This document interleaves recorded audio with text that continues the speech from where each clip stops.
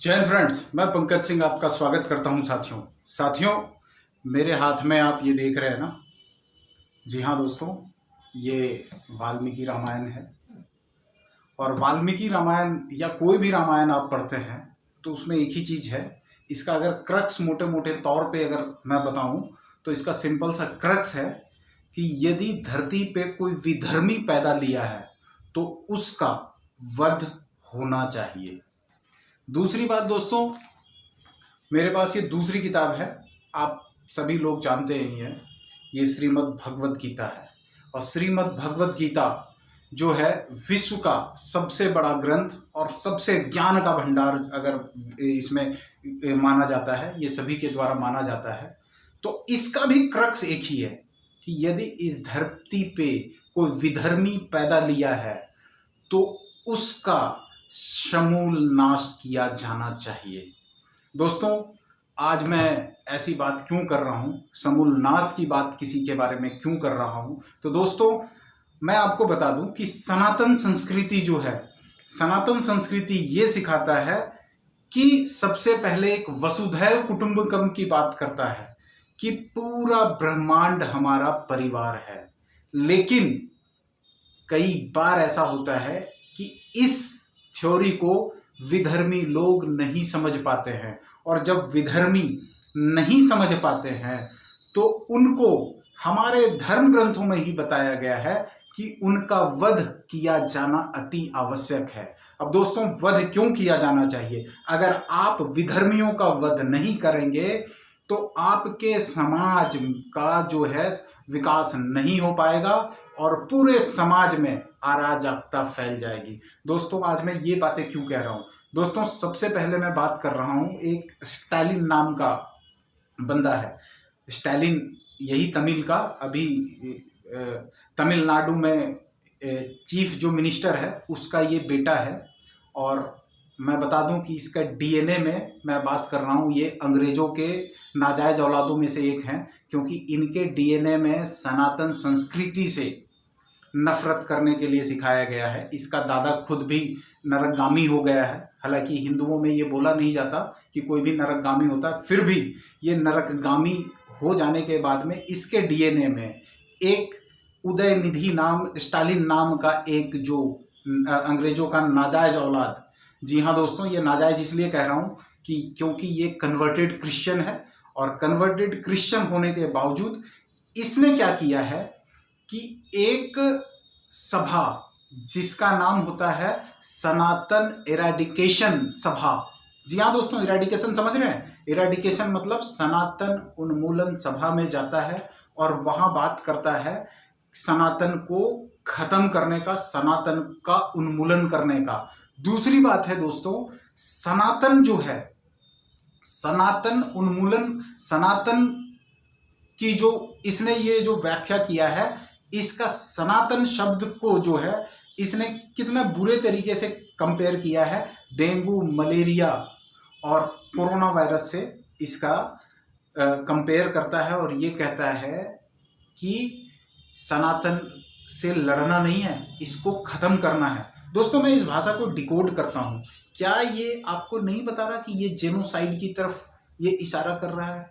आप ये सोचिए कि अभी हम लोग जो सनातनी हैं, हम लोग अभी बहुसंख्यक हैं यहाँ पे। आप ये सोचिए कि इसके मन में इतना विष भरा पड़ा है। अगर हम लोग यहाँ अल्पसंख्यक होते तो क्या होता? आप देख रहे हैं ना पाकिस्तान में क्या हुआ है, बांग्लादेश में क्या है, कितने से सनातनी बहुत कम बचे हुए हैं। दोस्तों, एक चीज ध्यान रखने की जरूरत है, क्या हमारा धर्मशास्त्र ये कहता है कि विधर्मियों का वध करना चाहिए? अगर करना चाहिए तो क्या, किस तरीके से वध करना चाहिए? दोस्तों, वध अगर मैं बात करूं तो अगर आप श्रीमद् भगवद गीता पढ़ेंगे तो श्रीमद् भगवद गीता में वध दो तरीके की बात करता है। एक तो इसका मानसिक वध, दूसरा है इसका शारीरिक वध। अब शारीरिक वध की तो मैं बात नहीं करूंगा, क्योंकि हमारे देश में अगर मैं ऐसी कोई बात करता हूं तो मेरे पे हेट स्पीच का तमगा लग जाएगा। लेकिन अगर कोई भी बंदा, ऐरा गैरा कोई बंदा अगर सनातनियों का इरेडिकेशन की बात करता है, सारा सनातनियों को अगर समूल नाश की बात करता है, तो तो वो हेट स्पीच में नहीं गिना जाएगा। इसका जीता जागता उदाहरण मैं बता दूं दोस्तों कि नुपुर शर्मा जो हमारी बहन है आज भी अज्ञातवास में है, लेकिन दूसरा एक कल्प्रिट जो है, एक मैंने अभी पिछले वीडियो में ही आपको बताया था, रहमानी नाम का जो गुंडा है वो अभी जीवित घूम रहा है और सही सलामत घूम रहा है, पॉलिटिकल गुंडा है। दूसरा हैदराबाद का जो ओवैसी या कौन सा गुंडा है पता नहीं, उसके बारे में भी वो भी खुला घूम रहा है। क्यों? क्योंकि ये हिंदू देवी देवताओं का अपमान करते हैं। अब हिंदू देवी देवताओं के अपमान के बाद में ये क्या आप कहने लगे, समूल नाश। दोस्तों ये तो होना ही था। क्यों होना था? आप जानते हैं कि सनातन धर्म में एक चीज बताता है कि हमें सबसे पहले अनुनय विनय से बात मनानी चाहिए। अगर नहीं मानता है तो उस पर शस्त्र उठाने की बात है। अगर आप आचार्य कौटिल्य की बात करें, अर्थशास्त्र आप पढ़ेंगे तो उसमें भी विधर्मियों का नाश करने के बारे में बताया है। और कैसे नाश हो सकता है दोस्तों, इनका बहिष्कार करके, सामाजिक बहिष्कार करके करना होगा। दोस्तों मैं तमिलनाडु के वासियों से करना चाहता हूं कि ऐसे लोगों को आप चुनते हैं जो आपकी संस्कृति को मिटाना चाहते हैं, जो कि खुद कन्वर्टेड ईसाई है, और आप ऐसे लोगों को चुन करते हैं। और दूसरी बात दोस्तों, जो इसके साथ जो गठबंधन किया है दोस्तों, बहुत सारे चीजों में आप देखते होंगे कि यहां ये इनटॉलरेंस, वो इनटॉलरेंस, गौ हत्यारों को अगर मारा जाता है तो ये लोग इंटॉलरेंस की हो हल्ला मचाते हैं। लेकिन सनातनियों, जो हम लोग जीते जागते इतने बहुसंख्यक लोग हैं, इसके बारे में अगर ये लोग ये बात करते हैं तो इन पे ताली पीटी जाती है, इनको अप्रिशिएट किया जाता है। यहाँ पे खगबीस कुमार जैसे गधे और भी बहुत सारे लोग जो मीडिया के लोग हैं, जैसे कोई सारफा खानूम है या आरफा खानूम पता नहीं, ऐसे लोग हैं, ये लोग अलग अलग जगह जाएंगे। लेकिन अगर ये हिंदुओं की सामूहिक हत्या की बात करते हैं तो यहां कोई नहीं आता। दूसरी बात है दोस्तों, मैं आपको बता दूं कि अभी तक जो हमारे ऑनरेबल सुप्रीम कोर्ट है, क्या ये हेट स्पीच नहीं है? क्या इसको इसके साथ इसको जेल में नहीं डालना चाहिए? अगर ये हिंदुओं की सामूहिक हत्या करने की बात करता है, इसका डिकोड करने की आप बात करेंगे, उन्मूलन का क्या मतलब है? अगर पोलियो का उन्मूलन हो की बात करते हैं या फिर दूसरे कोरोना वायरस का उन्मूलन की अगर ये बात करता है, उसकी तुलना करता है, तो इसका मतलब क्या है? ये जेनोसाइड करेगा, ये हिंदुओं के साथ अत्याचार करने की बात कर रहा है। और ऐसे अत्याचारी को और ऐसे विधर्मी का इस धरती पे रहने का कोई हक नहीं है। मैं बात करता हूं, स्टालिन को अगर इतना ही औकात है ना, तो मैं बात करता हूं, यूपी में बैठे हैं दो लोग, आपको याद है ना, योगी आदित्यनाथ जी कहते हैं कि माफिया को मैं मिट्टी में मिलाऊंगा, वो करके दिखाते हैं। दूसरी बात, यति नरसिंहानंद जी हाँ दोस्तों, डासना के महंत जी, ये भी तो हमेशा यही तो कहते रहते हैं कि विधर्मियों का नाश होना चाहिए। फिर भी मैं आपसे बात करना चाहता हूं कि ऐसे विधर्मी के साथ में जो भी पार्टी गठबंधन करती है, दोस्तों एक चीज है, इसकी पार्टी को मैं तमिल वासियों से इतना बात करना चाहता हूं कि डोंट वोट फॉर दिस, क्या कह सकते हैं इसे, इस विधर्मियों को वोट नहीं करना चाहिए। साथ ही साथ इसके साथ जितने भी जो भी लोग गठबंधन कर रहे हैं, आप लोग एक चीज ध्यान रखिएगा, जो भी इसके साथी होते हैं वो, और आप भाइयों एक चीज मैं बता देता हूं कि अगर आप ऐसे इसके गठबंधन के साथियों को भी वोट करते हैं तो कहीं ना कहीं सनातन के खिलाफ आप प्रहार करते हैं और आप अपने खिलाफ, अपने आने वाले पीढ़ी के खिलाफ में वोट कर रहे हैं। ये एक चीज ध्यान रखिएगा। इसका गठबंधन जो है कांग्रेस के साथ में है। अब कांग्रेस क्या इसके साथ में ये नहीं बता सकती? कांग्रेस तो हाय तौबा बहुत मचाती है, सेक्युलर की बहुत बात करती है, लेकिन क्या हिंदुओं की जान नहीं है क्या? सिर्फ दूसरे लोग, अगर अल्पसंख्यक लोगों की किसी की साथ भी अगर नखून भी टूट जाता है तो हाय तौबा मचा देते हैं, इंटरनेशनल मीडिया में चला जाता है, यहाँ फैक्ट चेकर आ जाते हैं। लेकिन हिंदुओं की अगर बात करी जाए, हिंदुओं के बारे में हत्या करने की बात करी जाए, सनातनियों को मिटाने की बात करी जाए, तो यहाँ कोई हेट स्पीच नहीं होता है। बस ये चीज मैं आपको बताना चाहता हूं कि हमें भी एक चीज ध्यान रखना पड़ेगा, शत्रुबोध करना पड़ेगा और अपने शत्रुओं को पहचानना पड़ेगा। इनका वध होना चाहिए। वध की मैं बात करूं, इनका सामाजिक वध होना चाहिए। सामाजिक वध क्या होता है दोस्तों? अगर इनका जो वैचारिक वध है, इनका वैचारिक वध अगर हो गया तो आप ये समझिए ये कहीं भी रेलिवेंट नहीं रहेंगे। बस इनका वैचारिक वध हो जाए, ये कहां रेलिवेंट, कहां ठहरता है? इसकी औकात क्या है? अगर ये किसी पॉलिटिशियन का बच्चा नहीं होता तो इसकी औकात क्या है? ये जिसको यूपी में कहते हैं ना लौड़े लफाड़े आ जाते हैं, ये वही तो है।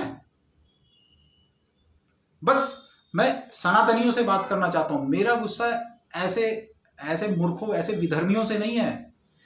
मेरा गुस्सा सिर्फ उन सनातनियों से है जो इसको वोट करते हैं और इसके साथियों को वोट करते हैं। दोस्तों बस क्या है इसमें? अगर दम है तो किसी दूसरे धर्म के बारे में बोल के दिखा दे, सर तन से जुदा सीधा नारा लगने लगेगा। हम हिंदू हैं, हम टॉलरेंट कर रहे हैं, लेकिन इतना भी जमीन में। दूसरी बात दोस्तों, हम लोगों के मन में ये होता है कि हम लोग ये सोच रहे हैं कि हम करोड़ों साल से, जब से धरती बनी है तब से सनातनी बने हैं, सनातन है। ये बात ठीक है, लेकिन दोस्तों अपनी स्थिति भी जानिए। हम लोग कितने सिमट के रह गए हैं। ये लोग कहाँ से आए? विदेश से आए। विदेश से आए। आप महाभारत का अगर इतिहास देखेंगे तो हमारा, कम से कम मैं बात करूं, वैसे तो हमारा, अगर आप भविष्य पुराण पढ़ेंगे तो अरब तक हमारा शासन था। लेकिन मैं अगर महाभारत की बात करूं तो इसमें तो आप देख पाएंगे कि गांधार देश जो था, गांधार, अफगानिस्तान तक हम फैले हुए थे। अफगानिस्तान से सिमटते जो भी पाकिस्तान बना हुआ है, वहां तक कम से कम तो थे ही। कश्मीर, ये सारी चीजें हम ही तो थे।